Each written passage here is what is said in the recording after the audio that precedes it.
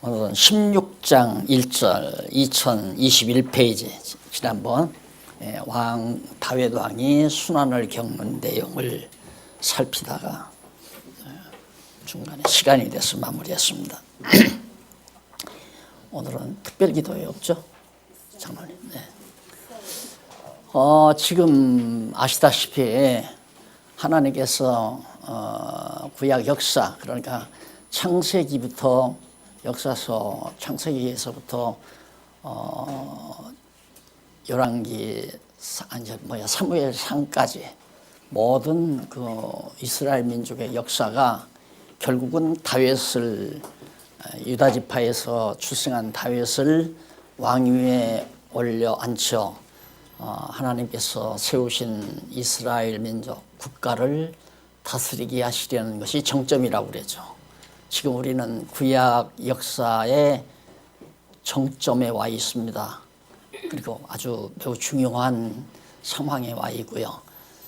그래서 당연히 우리가 볼 때에는 우리의 보편적인 생각은 그렇게 하나님께서 야곱 때부터 마음을 정하시고 작정해 놓으시고 더 나아가서는 창세전에 작정하신 뜻을 따라 그렇게 다 준비해 놓으신 귀한 인물 다윗이죠. 그 다윗 왕이 이제 왕위에 올랐는데 우리 생각에는 평탄하게 잘 가야 되잖아요. 예? 그게 우리의 보편적인 생각이에요. 그러니까 우리가 이런 성경을 안 배우게 되면 하나님이 나는 버렸는가 보다 이렇게 좌절하고 절망할 수밖에 없죠. 그런 어려움이 우리에게 오면. 그래서 그렇게 하나님의 마음속에 깊이 담아둔 비밀을 이제 공개하기 위해서, 계시하기 위해서 마음에 합한 다윗을 왕위에 올려 앉혀놓고 그에게 시련을 줍니다. 그런데 이 시련을 주는 동기를 찾아보면 다윗이 큰 실수를 하죠. 바스바의 남편 우리아를 죽이고 남의 아내를 뺏어다가 살잖아요. 그것이 다윗의 의지에 의해서 다윗이 스스로 자기 혼자서 독자적으로 행한 것이 아니라 하나님께서 정해놓으신 경륜에 따라서 다윗은 그러한 함정에 빠져들게 하십니다. 이유는 하나님께서 가두어 놓으시려고, 어디에? 죄 가운데 가두어 놓으시려고. 그러면 죄 가운데 왜 가두는가? 하나님의 사랑하는 백성들을 무엇 때문에 죄 가운데 가두는가? 죄 가운데 가두어 놓고 은혜로 풀어주기 위해서. 그래서 세상 정치도 그런 걸 잘 배웠어요. 가만히 보면 자기 미운 사람을 일단 가두어 놓고 나중에 대통령이 이제 특사로 풀어주잖아요. 특사로 풀어주면서 또 돈도 받는 경우도 있고. 왜? 너무 감사해서 이렇게 가둬놨다가 풀어줘야, 권한을 가지고 풀어줘야 말 잘 듣잖아요. 하나님이 바로 그런 섭리를 하시는 거예요. 다윗으로 하여금 교만하거나 자만에 빠지지 않도록. 생각해 보세요. 다윗이 정말 위대한 왕가의 수석 왕가, 다윗 왕가라고 하는데 이스라엘 민족 국가가, 그게 구약 전부 안에 이스라엘 민족 국가라고 하는 것이 그 나라의 왕위에 앉혀 놓으니까 다윗이 잘못하면 얼마나 오만방자하고 자만에 빠져서 하나님을 멀리할 수 있는 요소가 인간에게는 충분히 있죠. 그러니까 하나님께서는 미리 다윗을 그런 죄의 함정 속에 빠뜨려서 가두어 놓고 하나님이 그걸 용서해 줍니다. 그래서 다윗은 너무너무 그 하나님의 은혜가 감사해서 울면서 벽에가 다 썩도록 통곡하고 울면서 하나님을 찬양한 내용이 시편에 다 기록이 되어 있어요. 시편에. 그러니까 우리에게서 찬양은 은혜의 감동이 와야 되거든요. 그런데 우리들 보통 밥 먹고 건강하게 살면 그냥 자기 잘나서 사는 줄 알잖아요. 그게 큰 병폐예요. 내가 밥을 먹고 살다니. 하나님께서 나를 이날까지 지켜주셨다. 사업도 지켜주셨고 직장도 지켜주셨고 건강도 지켜주셔서 오늘 내가 이처럼 하나님의 은총 속에 가족들과 함께 밥을 먹고 산다. 이렇게 생각을 해야 항상 기쁨이 오고 범사에 감사하게 되지잖아요. 그러니까 하나님이 다윗을 그래서 이제 그 죄 가운데 빠뜨려 가지고 왕위에 올려 앉혀서 또 한 번 하나님의 이런 시련을 준 거예요. 그건 볼모를 잡은 거죠. 너 바세바의 남편을 취했을 때 그 죄과로 어떻게 하겠다고 하는 것이 왕위에 올라앉아서 계속 죄과가 아니라 그런 죄에 대한 채찍이죠. 너는 맞아야 된다. 그래서 이제 때리시는 섭리가 왕가의 비극으로 다가오는 거예요. 그런데 우리가 어쩔 수가 없어요. 하나님이 죄 아래 가둬놓은 우리들이니까 하나님이 버려놓으시면 죄 짓고 사는 거고 하나님이 붙들어 놓으시면 죄에서 벗어나서 사는 거고 그러니까 죄 짓는 것도 죄 안 짓는 것도 다 하나님의 주권에 달려있는 거거든요. 그런데 우리들은 우리 자신 하나님을 잊어버리고 내가 뭔가 선하게 해서 내 공로를 쌓으려고 그러잖아요. 우리들이 자꾸 남과 경쟁하는 마음이 왜 생기느냐면 자기 업적을 쌓기 위해서 경쟁하잖아요. 하나님을 알면 경쟁 심리가 없어져 버려요. 하나님이 내게 주신 일 그냥 내가 성실히 하면 된다고 하는 자기 일에 그냥 만족하고 살지 남과 경쟁하려든지 않는단 말입니다. 그럼 남과 경쟁하려는 생각은 왜 나오는가? 너는 한 달에 1,000만 원 버냐? 나는 한 달에 1억 수입을 본다. 너는 나 아무것도 아니야. 이러기 위해서 자꾸 남과 경쟁해서 이기려고 노력하잖아요. 그건 하나님을 모르는 사람들이 하는 행태라고 하는 거. 그냥 구멍가게면 구멍가게. 한 달에 예를 들어서 100만 원이면 100만 원, 200만 원, 200만 원 주시는 대로 그냥 범사에 감사하며 하나님 앞에서 사는 삶이 돼야 되거든요. 그러니까 다윗은 경쟁하게 만들어 놓는 것이 아니라 하나님 앞에 한없이 낮아지게 하기 위해서 바로 죄 가운데 가두어 놨다가 풀어서 왕위에 올려 앉혀놓고 교만하지 못하게 꽉 눌러 채찍질하는 것이 바로 비극으로 다가오는 거예요. 그런데 바로 앞에서 하나님께서 다윗에게 나단 선지자를 통해서 얘기한 대로 가정에 칼이 떠나지 않는다고 했잖아요. 그대로 압살롬 이름의 아들이란 말입니다. 아버지 아들. 그런데 이 압살롬이 반역하고 나오잖아요. 다윗이 왕되기 전에는 이 다음에 이제 왕을 끝내고 솔로몬에게 왕이 인계될 때에도 또 칼부림이 나요. 그러니까 가정에 칼이 떠나지 않는다더니만 정말 반역행위가 일어나고 그 다음 이제 다윗 왕이 당연히 다윗이 반역을 하니까 다윗 왕에게 순환이 다가와요. 순환이 다가오는데 지난번 이제 다윗이 막 반역하고 들어오니까 그대로 예루살렘 성에 남아 있으면 안 되잖아요. 그렇죠? 예루살렘 성에 다윗 성에 그냥 다윗이 있다가는 아들에게 붙들리는 한 죽어버린단 말입니다. 죽여버리고 만다 이 아버지를. 권력이란 무서운 거 아니에요. 아버지도 죽이고 형제도 죽이고 우리 이부 김정은이가 자기 형 죽였다고 그런 보도도 여러분 들으셨겠지만은 권력이라는 게 바로 경쟁의식이거든. 내가 너보다 세다. 여기에서 전쟁의 살상극이 벌어지는 거 아니에요. 그래 인간에게 있어서 여호와 하나님을 모르는 사람에게 나타나는 기본적인 생각이 경쟁의식이에요. 이걸 자꾸 부추기거든요. 이걸 부추겨서 발전시키려고 하는 것이 개인주의 경제, 개인 경제, 자본주의 경제. 각각 내가 버는 건 네 것이다. 이래 놓으면 막 경쟁해서 돈을 벌잖아요. 돈을 벌려면 속이기도 하고 공갈도 치고 협박도 하고 이러면서 막 발전이 되죠. 이걸 그대로 놔두면 빈부격차가 하늘과 땅처럼 벌어지면 폭동이 일어나 버리고 다 망하는 거 아니에요. 그래서 경제라는 게 어렵다고들 얘기를 하잖아요. 근데 정말 하나님께서 다윗으로 하여금 이처럼 순환을 겪게 해서 압살롬이 이제 쳐들어오니까 예루살렘을 떠난다. 다윗성 성을 버리고 떠나는 다윗의 심정은 이루 말할 수 없죠. 울었다고 그랬어요. 울면서 산으로 갔다. 그리고 다윗 왕이 우니까 따르는 그런 부하들도 같이 울면서 이제 떠났어요. 거기를 떠나고 얼굴을 가리우고 왜 남에게 수치를 보이지 않기 위해서 그렇게 떠났는데 가다가 누구를 만나느냐면 후세라는 사람을 만나요. 후세라는 사람을 만나니까 그 후세가 다윗은 이제 궁금할 거 아니에요. 저놈이 압살롬 자기 아들 압살롬의 패거리인지 자기를 진정으로 정말 따르려고 오는 건지 저놈이 나를 정탐하러 따르는지.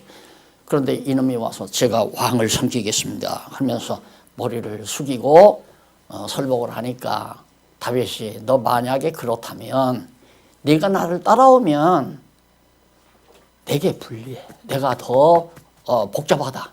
그러니까 너는 예루살렘으로 가도 너는 살잖아. 그러니까 예루살렘으로 가서 밀파를 시키는 거죠. 간첩단으로. 그래서 후세를 간첩으로 사용해요. 다윗이. 그러니까 가가지고 압살롬, 그러니까 예루살렘 다윗성에서 압살롬이 들어앉아 자기를 향한 어떤 전략을 구상하거들랑 빨리빨리 너 아는 사람 압살롬의 밑에 들어가지 아니한 사람 예루살렘에 몇 사람이 있으니까 두 사람이 있으니까 그 사람에게 말을 전달해 주면 그들이 나에게 다 소식을 전할 거다. 그래서 이제 그 후세를 그런 방법으로 해서 이제 예루살렘으로 돌려보내요. 그랬는데 16장 1절로 4절에 보면 다윗 왕이 무비보셋 사환, 여기는 후대라고 그러는데 후대가 아니라 시바예요. 사환 시바. 예, 무비보셋이 누구냐면 사울 왕의 남아있는 아들 다리를 저는 아들이잖아요. 다윗이 이제 구해준 그 사환의 그 무비보셋의 사환, 심부름하는 사환이란 말입니다. 사환 시바라는 사람이 갑자기 막 나귀에다가 건포도며 떡이며 막 잔뜩 싣고 다윗에게 와요. 오니까 다윗이 너 웬일이냐, 무슨 일로 이렇게 엄청난 재물을 가지고 먹을 것을 나귀에 싣고 오느냐. 그러니까 이 시바가 하는 말이 왕이여, 여기 지금 나귀에 그 말에 실려 있는 그런 모든 음식들은 이 왕을 따르는 이 무리들에게 음식으로 주고 피곤할 때에 건포도도 먹게 하고 나귀는 다 모든 사람들이 타고 피하는데 그냥 걷지 말고 타고 가라고 이렇게 가지고 왔습니다. 그러니까 얼마나 정말 다윗으로서 눈이 번한 일이에요. 지금 갑자기 도망 나와가지고 모두가 다 아쉬운데. 그래서 이제 다윗이 그 시바에게 이제 선대를 해주는데 너 그 무비보셋이 재산이 있지 않느냐. 무비보셋이 사울 왕의 모든 재산을 다 무비보셋에게 줬으니까 그것이 내 것이 된다. 그래가지고 이제 시바에게 줍니까. 시바는 이제 그걸 목적으로 이제 다윗에게 왔는데 다윗이 거기에 쏘가 넘어가요. 그래서 이제 그런 일이 4절까지 있은 다음에 16장 5절로 8절에 보면 사울 족속 시므이가 다윗 왕을 저주하고 조롱합니다. 자, 이렇게 패하게 되니까 사기꾼이 달려들지를 않나, 아니면 정말 저주하는 사람이 없지를 않나. 그러니 얼마나 정말 다윗 왕에게 큰 순환이에요. 과거에는 그냥 왕자에 앉아 있으면 다 굽신굽신할 건데 와서 다윗을 속이고 사기치는 놈도 생기고, 지금은 바로 다윗을 저주하는 인물이 생기고, 시므이가. 자, 시므이가 다윗의 아픈 과거를 다 들춰라요. 너 그렇게 과거 사람 다 죽이고 피 흘렸기 때문에 너는 그렇게 지금 고통을 당해도 마땅하다. 그러면서 이제 이 시므이가 저주를 하는데 나라도 아들에게 다 뺏기는 거 아니냐. 왕궁도 뺏긴 것도 다 너 그렇게 아주 고약하게 살았기 때문에 마땅하다 하면서 다윗을 저주합니다. 그러니까 9절로 14절에 보면 아비새라는 다윗을 따르는 군장이 하나 있었어요. 아비새가 저거 내가 해치울까요? 그래요. 저거 내가 해치울까요? 저런 고약한 놈이 어디 있습니까? 시므이 대왕을 그래 지금 쫓겨났다 하지만은 이렇게 쫓겨났다 해서 막 보고 저주하는 것은 가만 놔둘 수 없습니다. 내가 저거 해치울까요? 그러니까 다윗이 만류를 해요. 그래서 다윗 댐댐을 내가 어떤 때는 도대체 다윗은 성품이 어땠을까 이렇게 생각하다가 아차 내가 잘못이로구나. 다윗이 성품이 그런 게 아니라 하나님께서 다윗으로 하여금 그렇게 되도록. 왜? 과거에 다윗이 너무너무 잘못했잖아요. 남의 남편 죽이고 아내 뺏어왔으니까 그것이 벽에가 썩도록 눈물을 흘리면서 하나님 앞에 회개했다고 하는 것은 얼마나 깊이 마음에 새겨졌겠습니까? 그런데 우리는 그렇게 생각 안 하죠. 나는 다윗 같은 죄는 안 졌어. 이런 데서 이제 자만한 생각이 나오는 거거든요. 남을 정죄할 마음도 생기고. 아니에요. 하나님 앞에서는 다 똑같아요. 드러나고 안 드러난 것뿐이지 우리 안에 죄성은 다윗의 마음속에 있는 죄성이나 우리 안에 있는 거나 똑같다 이 말입니다. 그러니까 하나님은 어떤 외모, 행동을 보는 게 아니잖아요. 우리의 중심을 보는 거기 때문에 따지고 보면 우리 중심은 다윗의 마음속에 가지고 있었던 악성이나 하나 차이가 없는 거란 말입니다. 그렇다면 다윗이 그렇게 늘 하나님 앞에서 자신을 낮추듯이 우리들도 그렇게 낮추고 살아야 되는데 나는 너 같지는 않아. 나는 너같이 사악한 인간은 아니야. 이런 생각 때문에 남을 비난하고 욕하고 험담하고 또 그런 생각 때문에 남을 이해하지도 못하고 허물을 덮을 생각도 못하고 그게 이제 우리들의 모습이란 말입니다. 다윗이 이처럼 정말 얼마나 치욕적이에요. 시므이라는 인간은 다윗의 눈에 들어오지도 않는 인간이었어요. 그런데 그가 자기를 비난하고 저주할 때 피가 거꾸로 쓰죠. 인간적이라면. 그러나 다윗은 바로 자기 마음을 가라앉힐 수 있는 능력이 뭐냐면 하나님께서 나의 엄청난 죄를 사하시고 나를 이스라엘 다윗 왕가의 초대왕으로 자기를 세워주시고 용서해 주신 것에 대해서 늘 마음에 간직하고 있기 때문에 항상 마음에 남을 이해하고 또 덮을 수 있고 또 하나님에게 맡길 수 있는 그런 여유가 바로 다윗에게 있었던 것이다. 그런 얘기입니다. 그래서 이제 다윗 왕이 시므이를 죽이려는 것을 죽이지 말라고. 자, 이러자 이제 다윗이 반역만 하는 게 아니라 도전해 와요. 다윗이 떠났잖아요. 왕궁을 떠났는데 왕궁을 차지하고 있다가 다윗이 이제 아버지를 향해서 다윗 왕을 향해서 다윗을 잡아 죽이려고 쳐들어온단 말입니다. 쫓아온단 말입니다. 이것이 이제 17장 26절까지 나오는데 자, 거기 보면 후세가 이제 가서 압살롬에게 가서 충성을 합니다. 후세가 이제 누구냐면 아까 다윗이 간첩으로 보낸 게 후세 아니에요. 그러니까 압살롬에게 가서 앞으로 압살롬 대왕께 내가 충성을 다하겠습니다 하고 이제 맹세를 했는데 20절로 23절에 보면 압살롬이 아히도벨의 모략대로 부친의 후궁들을 취하는 장면이 나와요.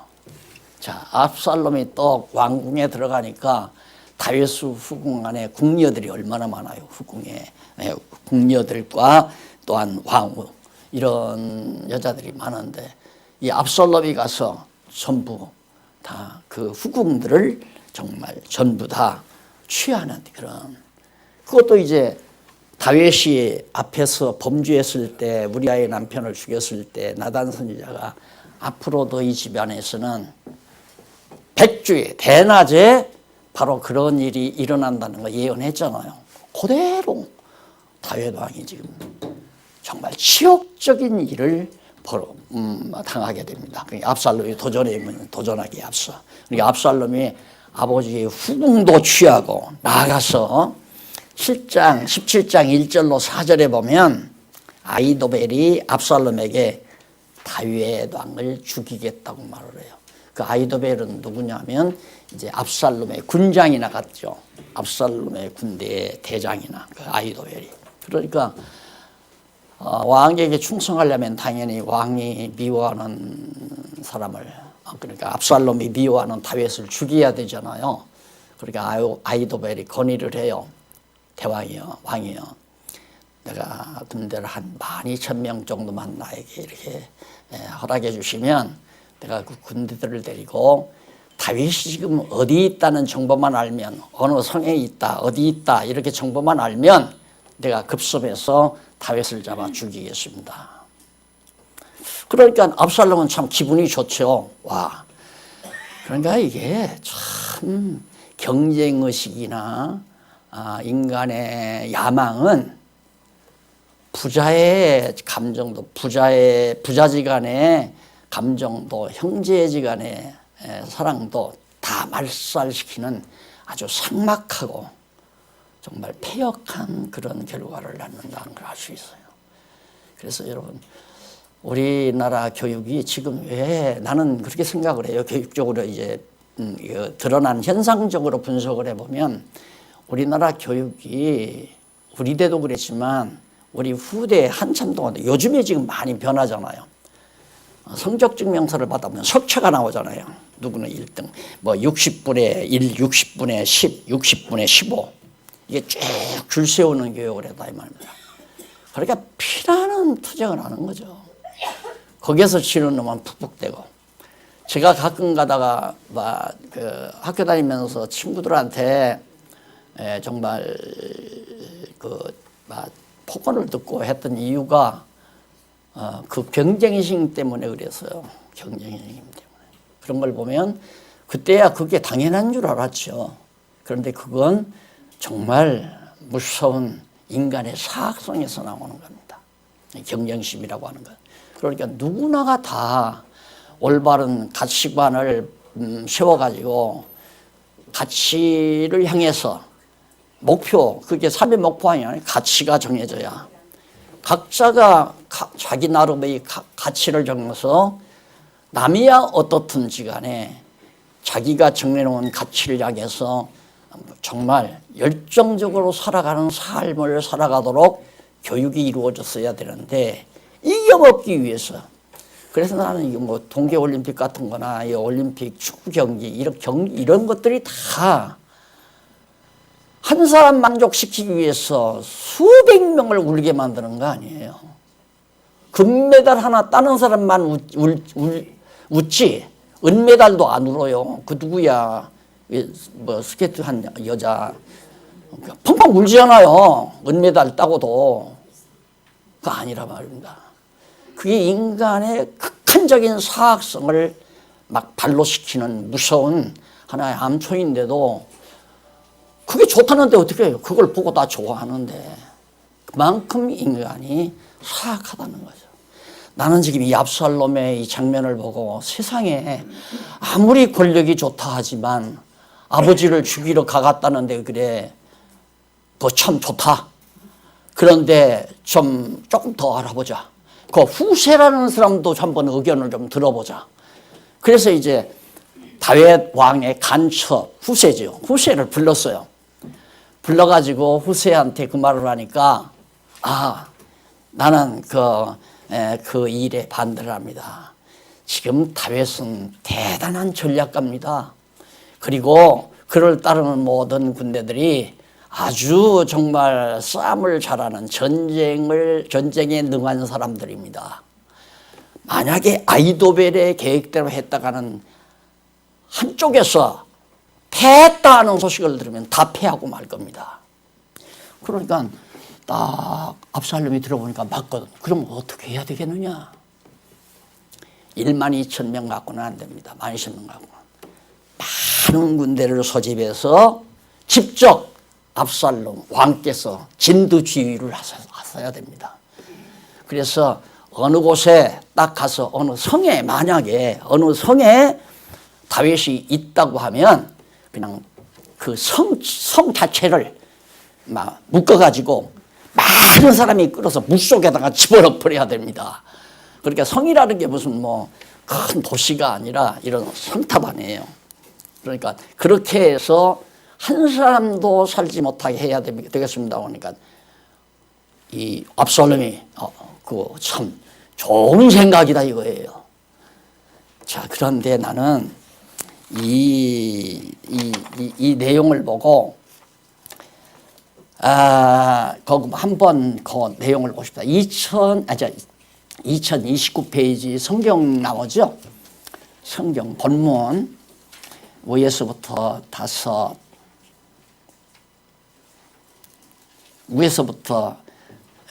여섯째 줄 뒷부분에 보면 이는 그 나오죠. 중간 조금 지나서 그렇게 압살롬과 온 이스라엘 의대 아렉 사람 후세의 모략은 아히도벨의 모략보다 낫다. 이제 다섯째 줄 뒷부분에 나오잖아요. 낫다.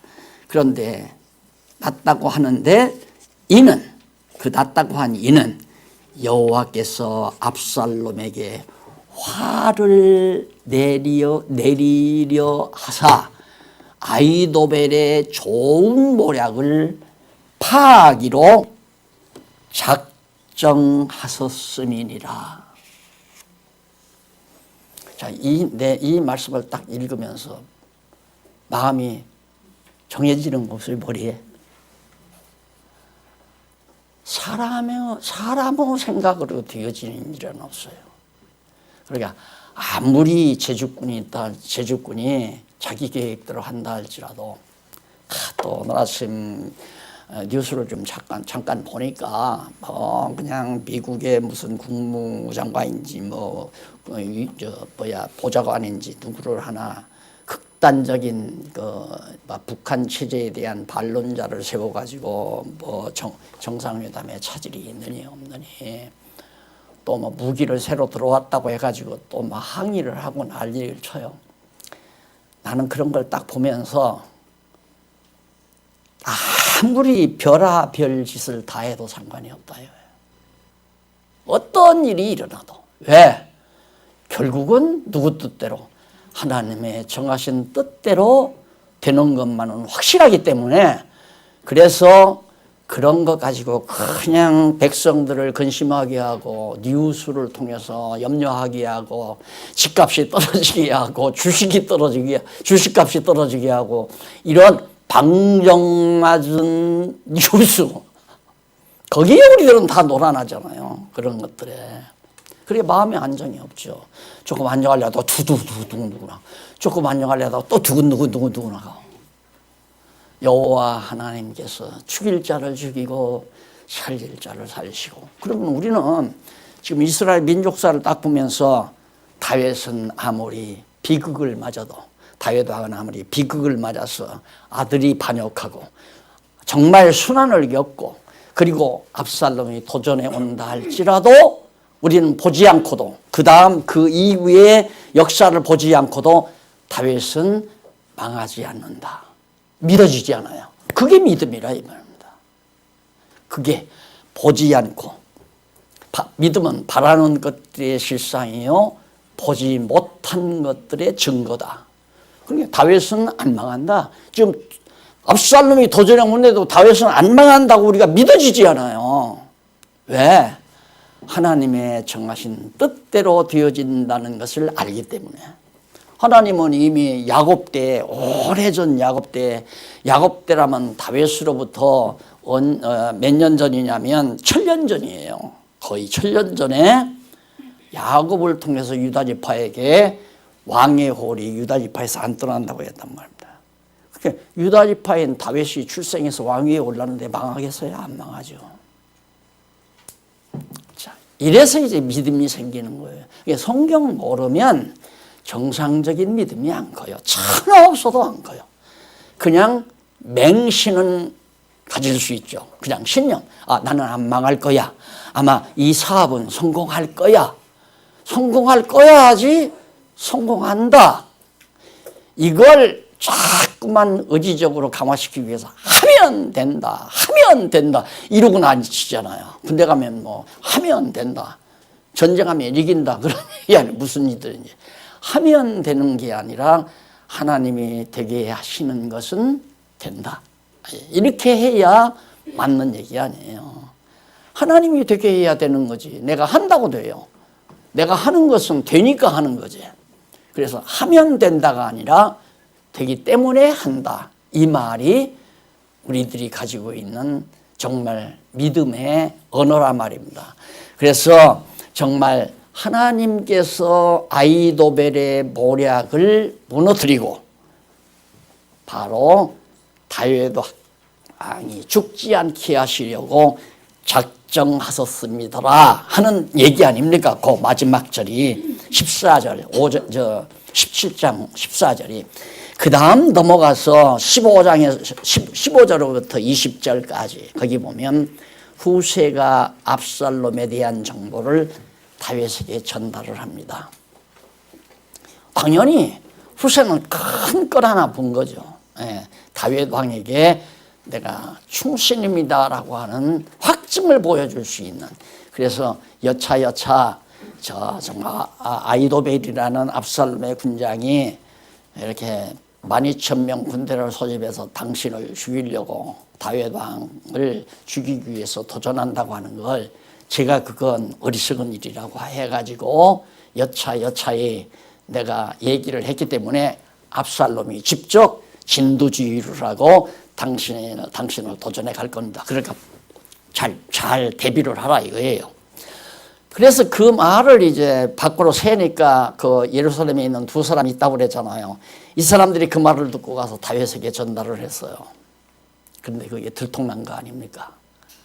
어떤 여자가 그걸 본 거예요. 한 여인이 봐가지고 그 말을 하니까 압살롬에게 알려주니까 그런 배신자들 이놈 죽여야 된다. 그리고 쫓아가는데 이 정말 간첩을 도왔던 두 사람이 얼른 어느 집으로 피하니까 그 집 여인이 우물로 빨리 들어가라. 우물로 들어가라고 해놓고 거기 덮어놓고는 거기다가 곡식을 넣었어요. 그러니까 감쪽같이 뭐 속을 수밖에 없죠. 그 우물 안에 간첩을 돕는 사람이 있다는 걸 어떻게 압살롬이 알겠어요. 찾아도 못 찾고 그냥 한 거예요. 무슨 얘기냐면 하나님께서 다 피할 길 주신다고 그랬잖아요. 아시죠? 여호와께서는 우리들에게 시험을 주고 또 그 시험을 피할 길을 하나님이 허락하신다. 왜? 하나님께서 나를 돕는 것을 깨닫게 하기 위해서. 그렇지 아니하면 자기가 머리가 좋아서 모든 거 다 하는 줄 알아요. 언제나 인간은 모든 공로를 자기에게 돌리려고 하는 본능을 지니고 있어요. 내가 했다. 이것은 내 업적이다. 이렇게 생각하고자 하는 마음이 엄청 많잖아요. 제가 늘 싸우는 것이 바로 그겁니다. 제가 늘 생활 속에서 싸워나가는 것이 나 아니면 안 된다. 이건 내가 했다.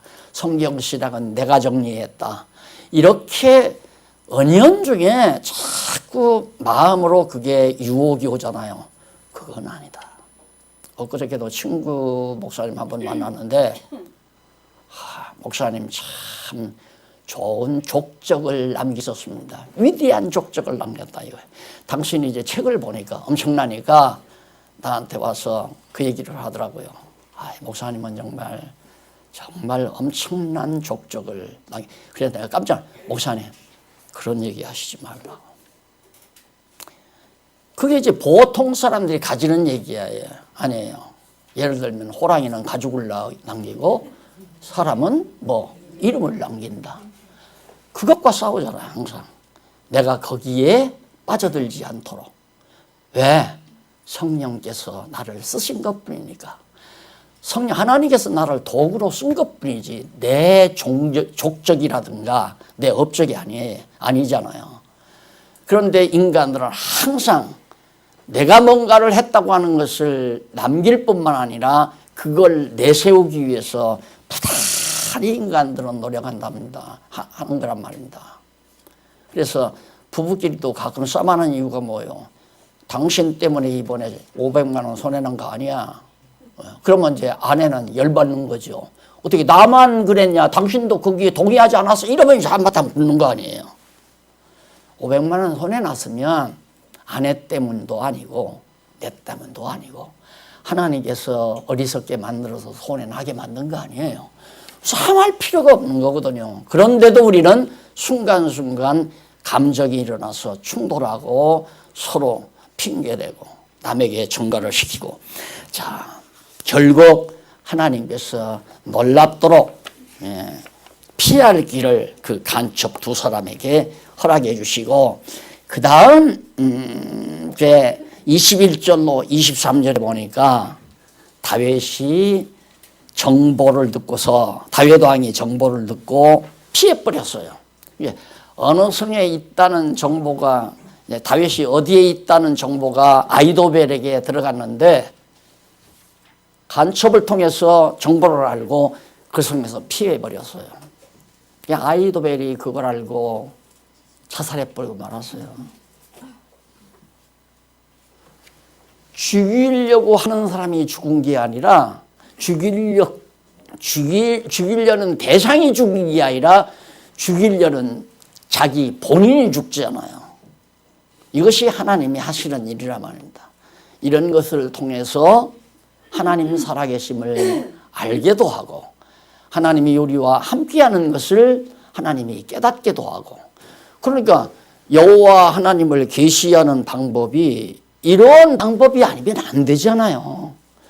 그러면 우리는 이 땅에 사는 이유가 여호와 경외하기를 배우기 위해서 사는데 이런 일들이 우리에게도 얼마든지 올 수 있다라고 전제하고 살아야 되잖아요. 그런데 그게 아니라 나는 여호와 하나님 믿고 성경 공부하고 사니까 아무런 어려움 없이 순조롭게 평탄하게 순풍에 돛단 배처럼 잔잔하고 편안하게 살 수 있을 것이다라고 하는 착각을 우리가 많이 가지게 되기 때문에 때로는 견디기가 어려운 때가 많죠. 네. 이렇게 공부하고 나면 설령 우리에게는 이런 정도의 어려움은 없잖아요. 왜? 왕의 자리에 안 올랐기 때문에. 우리가 대통령을 한번 했다면 감옥에도 가는 수치도 있겠지만은 그런 건 아니잖아요. 그러니까 와봤댔자, 시련이 와봤댔자, 뭐 돈이 좀 손해난다거나, 뭐 친했던 사람이 배반하고 뭐 욕을 한다거나 비난하거나, 그런 것들이야 뭐, 이 말씀 깨달으면, 그렇구나. 하나님이 지금 저렇게 하시는구나. 저 사람 마음속에 그렇게 사악한 마음을 줘서 나를 저렇게 괴롭히는구나. 왜? 교만하지 말라고. 자만에 빠지지 말라고. 족적 남기려고 일하지 말라고. 맞죠?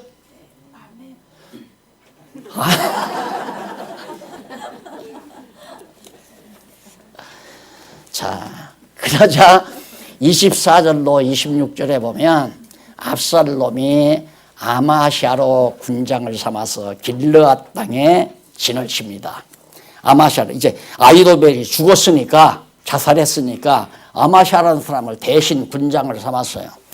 그래가지고 길르앗 땅에다가 딱 다윗을 잡기 위해서 진을 쳤어요. 그런데 아히도벨만 죽은 게 아니라 압살롬이 죽어버려요. 압살롬이, 그것이 17장 27절로부터 나오잖아요. 17장 27절로부터 19장 8절까지. 네, 정리하십시다. 17장 29절, 29절에, 27절, 29절에 보면 다윗 왕이 마하나임에서 여러 사람에게 후대를 받습니다.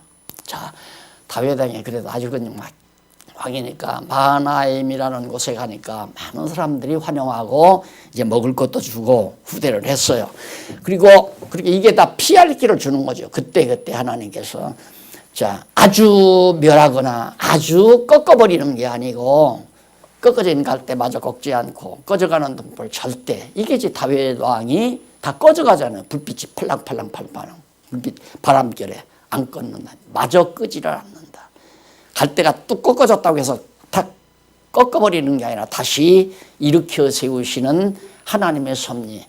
이걸 꼭 기억하고 사셔야 되죠. 공부를 하셨으면.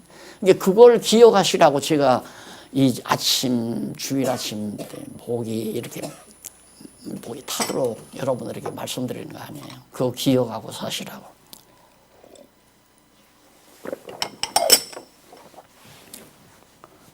18장 넘어갑니다. 18장 1절 5절 다윗이 군장을 세우고 압살롬을 선대하라고 하죠. 야, 진짜 여호와 하나님을 잘 배운 사람이에요. 자, 이제 압살롬하고 전쟁이 이제 붙은 거 아니에요. 다윗 왕도 이제 다른 사람 중에서 다 이제 체제를 갖춰 가지고 대열을 정비해서 이제 전쟁터에 보내는 겁니다. 그러면서 마지막 다윗이 그 군량들에게 하는 말이 내 아들 압살롬을 만나거들랑 죽이지 말고 선히 대해줘라 이 말. 아들 놈은 아버지 죽이려고 그러는데 도전을 당하는 아버지는 내 아들 만나거들랑 선하게 대해줘라. 그럼 전쟁터에 가지 말란 얘기 아니야. 이거 뭐야 이거. 안 그래요? 군장들이 열받았을 것 같아. 이거 뭐야. 전쟁터에 보내면서 아들을 잘 보호해 주라고. 그럼 누구를 위해서 싸우라는 거예요. 이것이 다윗 왕의 아들을 사랑하는 뜨거운 마음. 누가 그래요? 남자들은 아내가 더 사랑스러운가 자녀들이 더 사랑스러운가 그런 바보가 어디 있어요. 당연히 자녀들이죠. 안 그래요? 네. 왜? 아내와 남편이 합해 마음을 모아서 자녀들을 사랑하는 거죠. 아내와 자기는 다 상대적인 사랑 아니에요. 아내가 조금이라도 잘못하면 남편도 아내 미워요.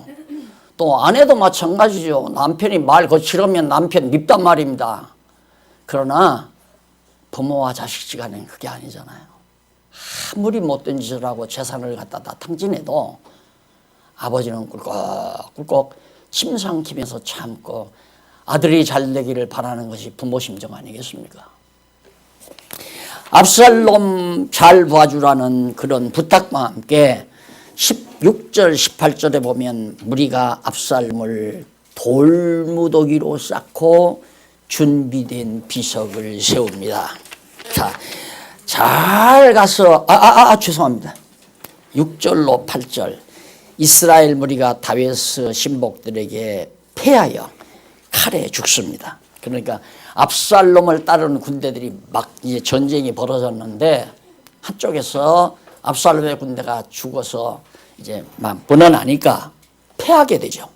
그러자 나무에 매달린 압살롬을 요압이 창으로 찔러 죽여버려요. 예. 압살롬이 이제 막 바쁘죠. 진두주의 하려니까 말을 타고 막 달리는데 그렇게 멋있게 잘생긴 압살롬 머리가 문제였다 이면 머리. 잘생긴 것도 죽음의 요인이 된다니까. 머리가 우리 누구야? 여기는 별로 없네요. 머리가 그냥 하나도 없는 이런 분 같으면 압살롬도 안 죽었을 거예요. 머리가 너무 좋으니까 막 바람에 휘날리다가 나무가지에 탁 높은 나무가지에 걸려버린 거예요. 머리가. 그러니까 말은 쑥 빠져나가 버리고 대롱대롱 머리가 걸려가지고 매달리니까 요압이 가서 창으로 꽉 찔러 죽이고 말하잖아요. 그래서 결국 압살롬은 어떻게 죽여가지고 돌무더기로 쌓고 준비된 비석을 거기다 세웠어요. 좋은 비석입니까? 좋은 비석이 아니죠. 아비를 반역하다가 이렇게 죽은 자다라고 하는 불미스러운 비석을 세워서 오고 오는 백성들에게 교훈을 남기게 된 거죠. 다윗은 도전하면 안 된다. 하나님이 세우신 왕인데 하나님께서 세우신 왕을 그렇게 비난하고 욕하고 저주하고 또 속여먹고 또 죽이려고 달겨들고 결국에는 불나방처럼, 불나방이 뭡니까? 제 스스로 불에 와가지고 다 타 죽잖아요.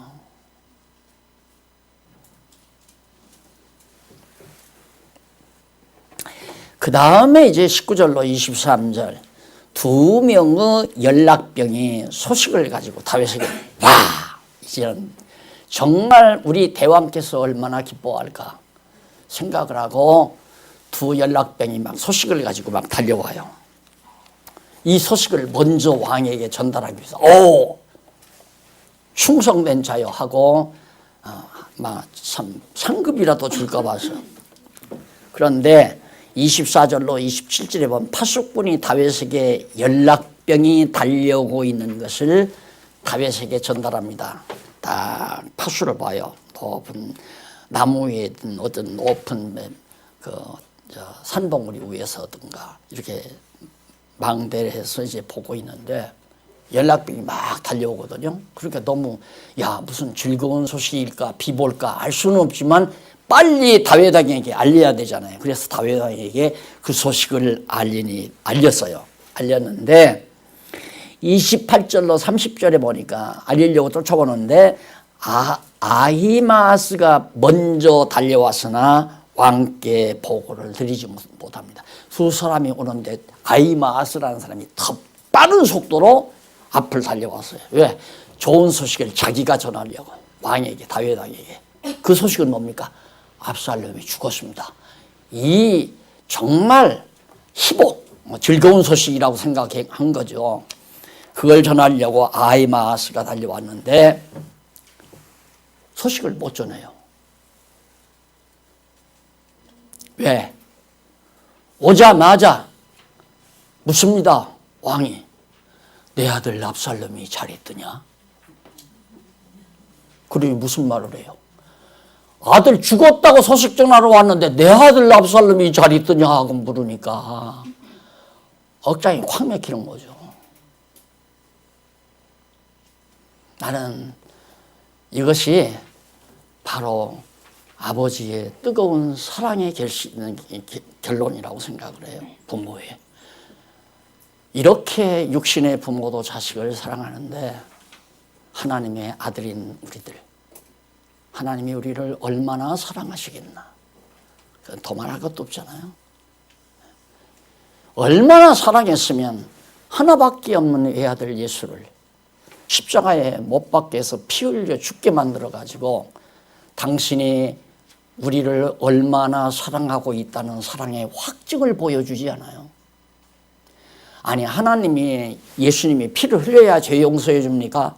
그냥 나 너 죄 용서해 주겠다. 1절 그냥 묻지도 않고 용서하면 용서되는 거예요. 난 죄 때문에 고민하다가 하나님이 전능하신 분이라는데 세상 가만히 보니까 그 귀한 외아들 예수를 피 흘려 죽게 만들어서 죄 용서해 주는 거 보니까 왜 그랬을까? 능력이 그렇게 없는 걸까? 나 그것 때문에 한동안 고민을 했어요. 그런데 요한일서에 가보니까 하나님께서 우리에 대한 사랑을 확증하셨느니라. 예수 그리스도를 십자가에 못 박아 죽이심으로 우리에게 사랑을 깨닫게 하기 위한 계시로 그렇게 했다. 그렇게 안 하면 우리가 못 깨달으니까. 우리는 안주머니에서 용돈을 주어서 쥐어줘야 사랑한다고 느끼잖아요. 그런 거 안 주면 사랑 안 한다고 생각을 하고 사랑하는 태도를 보여주니까 줘야. 그래서 언제 어느 프로에서 보니까 남자가 나이가 좀 들었는데 자기 아내를 보더라고. 우리 집 보배지요. 우리 집 보물단지예요. 그러니까 그냥 입이 이만큼 벌어진 거야.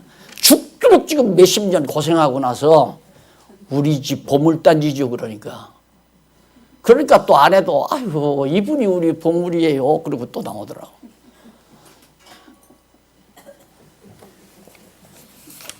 보여줘야 알고 확인돼야 믿어지니까. 그래서 하나님께서 우리에게 당신의 독생자 십자가에 매달려 아버지여 아버지여 이자를 나를 버리십니까? 라고 비통하며 마지막 피를 흘리게 만드시는 하나님의 놀라운 그 엄청난 사랑을 이 다윗의 이 모습을 통해서 우리가 조금은 전달받을 수 있습니다. 그래서 달려온 구스 사람에게 소식을 듣고 다윗이 우는데 내 아들 압살롬아 압살롬아 하면서 통곡하면서 울게 됩니다. 그러자 19장 1절로 8절 보면 요압의 권면으로 다윗 왕이 백성을 맞으러 성문에 나옵니다. 그냥 울고만 있으면 어떡해요. 왕이 다윗을 죽이려고 하는 아들이 죽었다는데 압살롬아 압살롬아 내 아들 압살롬아 하고 통곡하고 아버지가 울고 다윗이 울고 있으니까 장군이 있다가 왕이요, 지금 백성들이 전쟁터에 나가서 고생하고 돌아왔습니다. 왕께서 이러시면 백성들이 위로받을 길이 없습니다. 그 말이죠. 그때야 다윗이 울음을 딱 그치고 성문 밖으로 나갔다는 사실. 드디어 압살롬의 죽음으로 다윗 왕가의 비극은 끝. 다음은 어떻게 됐을까? 다음 주일날 만납시다. 기도하십시다. 자비하신 아버지 하나님, 오늘 또 귀한 말씀 우리가 함께 상고하면서 하나님의 극진하신 사랑의 모습을 다시 한번 살펴봤습니다. 전능하신 하나님 아버지, 우리에게 어떤 시련과 역경이 온다 할지라도 그것이 바로 우리를 사랑하시는 하나님의 섭리임을, 사랑의 징계임을 깨닫고 당당하게 믿음으로 승리하는 종들 되게 하시옵소서. 예수님 이름으로 기도드립니다.